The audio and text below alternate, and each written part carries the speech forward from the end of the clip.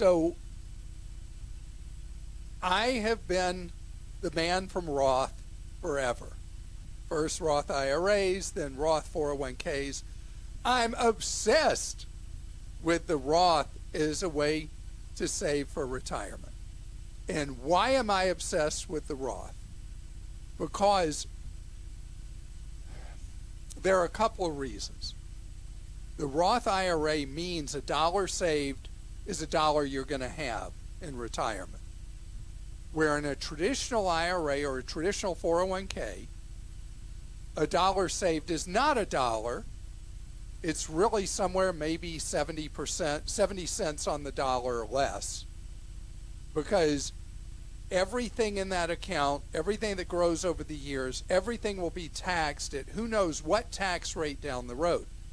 Tax rates in the United States today unusually low by historical measures.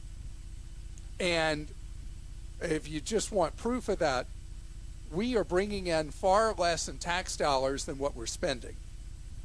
And most of that spending doesn't change depending on who's in power, because most of it is statutory. It's for programs that are already baked in for entitlements. And so ultimately the bill has to be paid. And it's my belief that eventually, rather than the country going broke, we will be expected to pay more tax.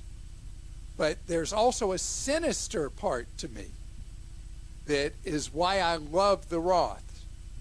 Because effectively, people tend to put the same percent of their pay behind into a retirement account, whether they do a traditional 401k or a Roth, which effectively means you're saving a lot more money.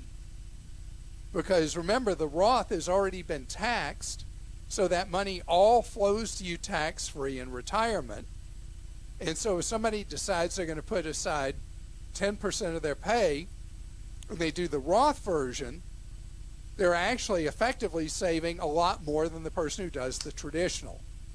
So that's where I'm underhanded, sneaky, deceptive, terrible, is I'm using behavioral economics as a way to get you to save more money. So here's the key thing. If you've been working at an employer for a while, they probably didn't have a Roth 401k option when you started. They probably only had traditional.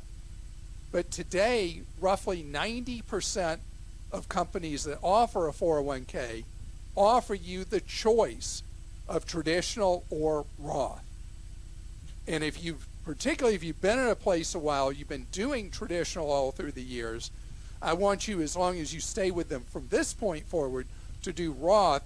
So then you have this pile of pre-tax money and this pile of after-tax money. And as people in retirement can tell you, there are specific advantages in terms of how benefits are taxed, like Social Security, how that affects you, if you're spending from post-tax dollars versus pre-tax dollars. And so I want to tell you my obsession with Roths is that they're so great because it's an opportunity to have money grow tax-free and spend it tax-free.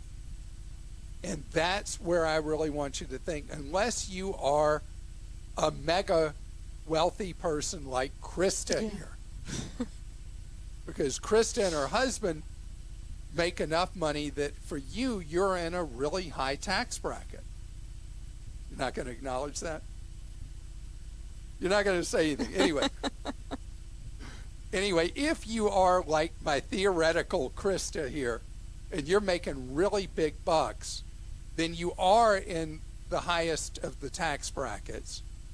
And in that case, it would still probably benefit you to do traditional rather than Roth. And we're talking big income earners. Like we're talking about huge, like $500,000 or more per year kind of money that you'd have to be making. So now I'm talking about almost no one other than someone like theoretical Krista and her husband.